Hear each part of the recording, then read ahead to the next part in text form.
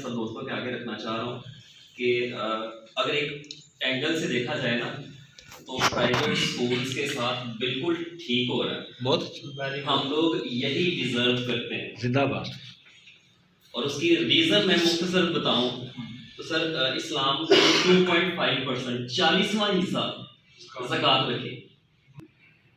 हमारे पास अगर दौलत की बात की जाए तो दौलत सिर्फ पैसे नहीं है। मेरा वक़्त मेरी दौलत है।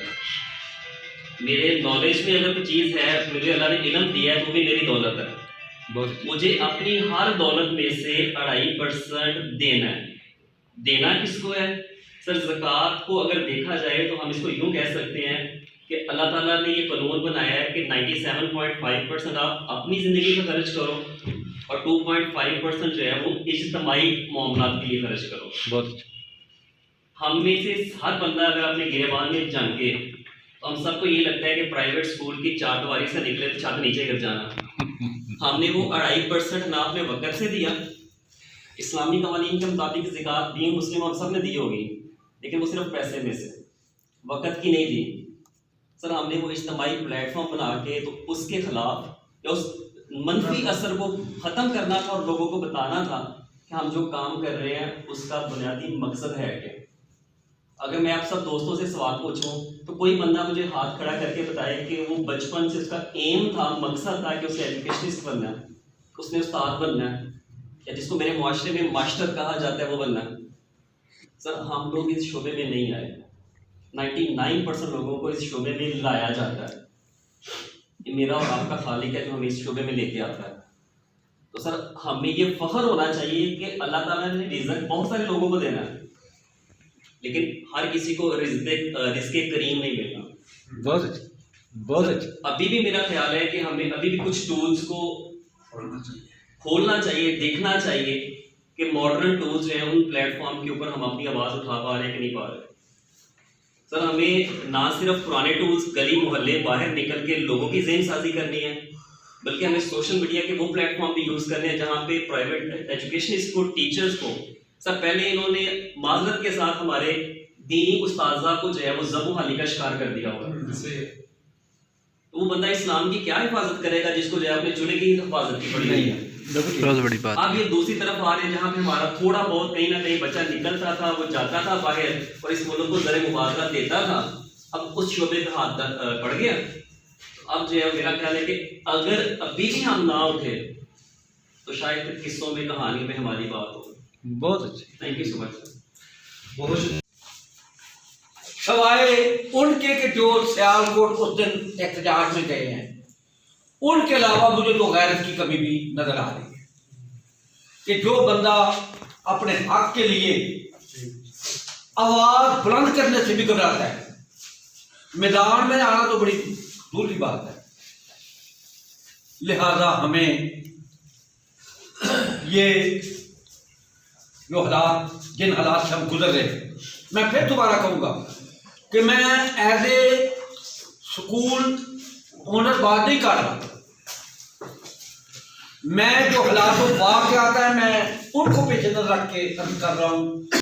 मेरी आपसे अर्ज ये है कि हमें थोड़ा सा कदम उठाना पड़ेगा, क्योंकि हम बिजनेस अपने आप को डिक्लेयर नहीं करवा सकते। गवर्नमेंट हम पे टैक्स लगाती है बिजनेस की, हमारी रजिस्ट्रेशन बिजनेस की होती है, सारे काम बिजनेस के, टैक्स बिजनेस के, इवन के बिजली का बिल भी बिजनेस का। क्योंकि सारे किसी के कंधों पे हाथ रख के नहीं चला जाता, अपनी ही टांगे अपना बदल उठाते।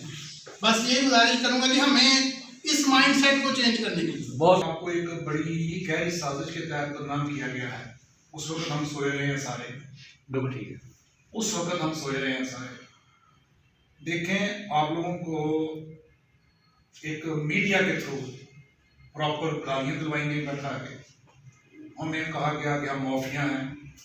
ये फिर हमें हाईलाइट किया गया कि देखें कि अरबों के वो जो 100 कांड चीफ जस्टिस साहब गुजर गए हैं, साकिब निसार साहब, उनको जो केस लगवाया गया, उनके वो जो उन्होंने लिया कि इनको जो अलीम थे बीकानेर को, जो बड़े बड़े राय थे उनको लिया उन्होंने, उनको मिसाल लेके तो हमें माफिया भी डिक्लेयर किया गया। हमें ये भी बताया गया कि ये इनकी गाड़ियाँ भी हैं, इनके ये भी हैं, इनका ये भी है, इनका ये भी है, लेकिन ये नहीं देखा गया कि 95% लोग तो हम जैसे हैं बैठे हुए हैं, जिनका मुश्किल जो है वो घर चल रहा है, ठीक है जी।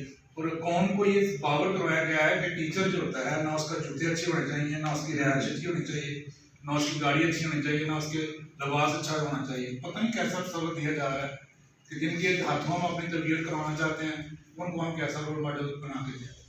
सर ये वाकई अब साहब की बात सही है। ये 5-6 महीने थे पीछे, 6 महीने वो थे 14 मार्च से लेकर 14 सितंबर तक। उन 6 माह का और आप पता नहीं कहाँ तक बात चलनी है। ये जो असर है ना, ये 1 साल के लिए नहीं है। जब तक ये नस्ल जिंदा रहनी है, इसके असरात जिंदा रहने हैं। बिल्कुल भी नस्ल पूरी जब तक ये नस्ल इसको जो मुतासर हो रही है, चाहे वो पीजी का बच्चा है, चाहे वो नर्सरी का है, चाहे वो एफएससी का है, चाहे वो, अब देखें थोड़ा सा कंसर्न मैं आपको बताता हूँ कि एमडी कैट के इम्तिहान हुआ, पिछले दिनों रिजल्ट आया, मेरा भी दाखिले का प्रोसेस शुरू होना है, अभी हुआ नहीं है। सर दिसंबर खत्म हो रहा है, बीएस के दाखिले सारे खत्म हो गए हुए हैं। अब वो हजारों बच्चा जो रह गया, 3700 सीट है मेरे ख्याल में, 3450 समथिंग है, 3200 3450 का 3200 सीट है। हजारों बच्चों ने वो इम्तिहान दिया हुआ है। अब 3200 का तो दाखिला हो गया, बाकी जो हजारों बच्चे हैं उनका, उनके माँ बाप का क्या कसूर है? ठीक है जी। इसी तरह जो प्रोफेशनल कॉलेजों में जो चले, ये छोटे बच्चे हैं जो प्रोफेशनल कॉलेजों में पढ़ रहे हैं, अब उनके तकरीबन जिनका फाइनल ईयर था वो बेचारे 2 साल हो गया, फाइनल का इम्तिहान ही नहीं हो रहा। उस्मान साहब ने मुझे बताया कि 26 मार्च को इम्तिहान होना था बीए का, 26 मार्च को इम्तिहान होना था, कोविड आ गया, फिर ये इम्तिहान होना था 26 अक्टूबर को, नवंबर को। अब उनका क्या कसूर है? तो ये असरात बड़े खौफनाक हैं। ये कौम मर नहीं रही थी तो इसकी शहारत पे हाथ रखा गया है ताकि तलीम के लिहाज से। बिल्कुल यही था। तो अल्लाह ताला हमें ये आसानियाँ करे।